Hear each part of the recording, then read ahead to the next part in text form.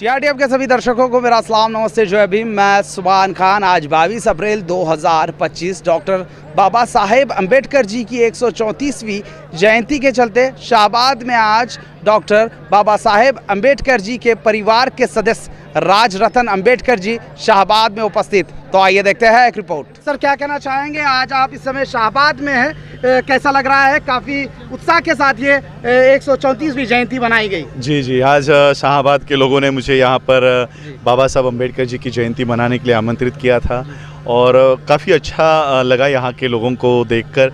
और मैं चाहता हूँ कि बाबा साहब की पूरे दुनिया में जयंती मनाई जा रही है, लेकिन कहीं ना कहीं बाबा साहब के मूलभूत अधिकार जो बाबा साहब ने दिए थे वो कहीं ना कहीं हम खो रहे हैं। या संविधान को लेकर, आज आरक्षण को लेकर, प्राइवेटाइजेशन जैसे आज इतने बड़े बड़े क्या कहते हैं दानव या शैतान खड़े हो गए हैं, उसके खिलाफ हमारा आवाज़ नहीं उठ रहा।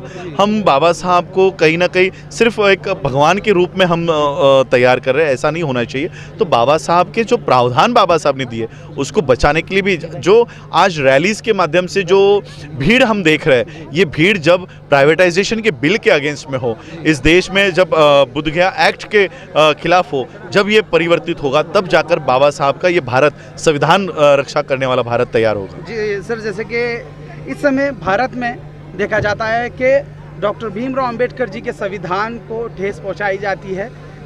कभी कोई समाज तो कभी कोई समाज की बात होती है, एक प्लेटफॉर्म पे बात नहीं की जाती। इसको लेकर आप क्या कहना चाहेंगे? देखो, ये तो बाबा साहब के स्पीचेस में ही बाबा साहब ने कहा कि कास्ट इज एंटी नेशनल। हम लोगों को जितने जल्दी हो सके इस कास्ट की व्यवस्था से बाहर निकलना है।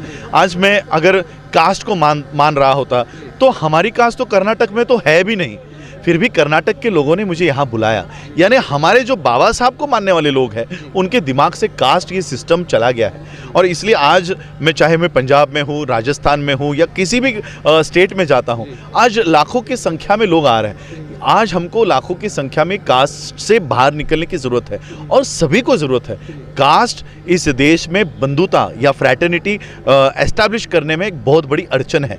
और इसलिए हमारा जो नेशन है, आज कहीं ना कहीं ये नेशन बिल्डिंग में ये कास्ट अड़चन में आ रही है। और इसलिए आप जो कह रहे हो कि अलग अलग हम बटे हुए हैं, ये इसी वजह से बटे हुए हैं। सर, जैसे कि इस समय वक्फ बोर्ड अमेंडमेंट बिल को लेकर ये मुद्दा खड़ा हुआ है, इसको लेकर आप क्या कहना चाहेंगे? नहीं, देखो, सुप्रीम कोर्ट ने ऑलरेडी इसमें स्टेटस को दे दिया है कि इनके रिलीजियस राइट्स में कोई इंटरफेयर नहीं कर सकते, चाहे वो बुद्धिस्ट हो, मुस्लिम्स हो। ये जो रिलीजियस राइट्स है, वक्फ की जो ज़मीनें हैं, उनके ऊपर कोई भी अतिक्रमण नहीं होगा। ये केवल एक संसद के माध्यम से लोगों में हिंदू मुसलमान करने का एक जरिया था।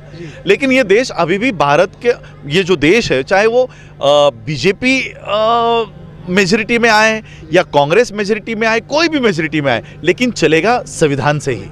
और इसलिए आज सुप्रीम कोर्ट ने ये माना कि वक्फ की जो ज़मीनें हैं वो वैसे ही रहेंगी। जैसा कि ये जो कार्यक्रम हुआ है 134वीं जयंती, डॉक्टर भीमराव अंबेडकर जी के पैदाइशवी जयंती है।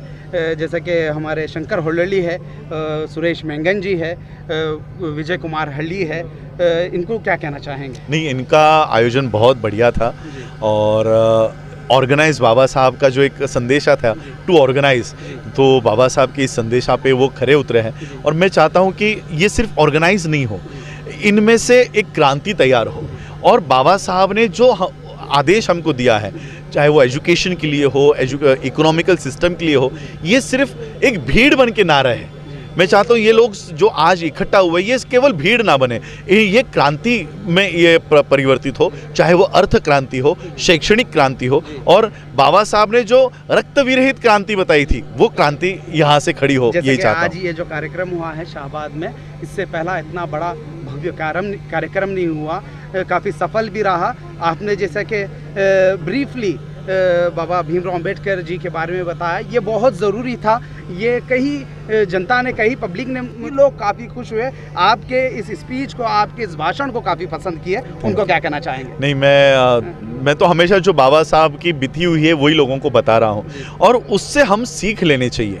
हमको कोई ना कोई सीख बाबा साहब ने बताया हुआ है, हमारा मार्ग क्या होना चाहिए, और वही मैं लोगों को बता रहा हूँ। क्योंकि क्या हुआ है, बाबा साहब को सिलेबस से कट कर दिया गया है, बाबा साहब को मीडिया से कट कर दिया गया है। हमारी ये जो नई बच्चे हैं, इन बच्चों को बाबा साहब सिर्फ पुतलों के माध्यम से मालूम है, सिर्फ बाबा साहब फोटो के माध्यम से मालूम है, लेकिन उन्होंने क्या संघर्ष किया ये जब हम नहीं बताएंगे तो ये पीढ़ी को तैयार नहीं कर पाएंगे। और इसलिए हम नेक्स्ट जनरेशन को ये हैंडओवर कर रहे हैं, क्योंकि आज भले ही 30 साल मेरे हाथ में हो, लेकिन 30 साल से पहले ही नेक्स्ट जनरेशन ये झंडा उठाने के लिए तैयार हो, ये काम हम कर रहे हैं। जी, जैसा कि आपने एक बैंक की बात की कि ये काफ़ी ज़रूरी है, उसको लेकर देश की जनता को क्या कहना चाहेंगे? जी देखो, आज कर्नाटक और महाराष्ट्र की परमिशन मिली है, धीरे धीरे एक एक स्टेट्स हम बढ़ा रहे हैं। Doctor BR Ambedkar multi state cooperative bank का हमने निर्माण किया है। सारस्वत नाम के ब्राह्मणों ने सारस्वत बैंक तैयार किया, आज वो 58 कंट्रीज़ में है।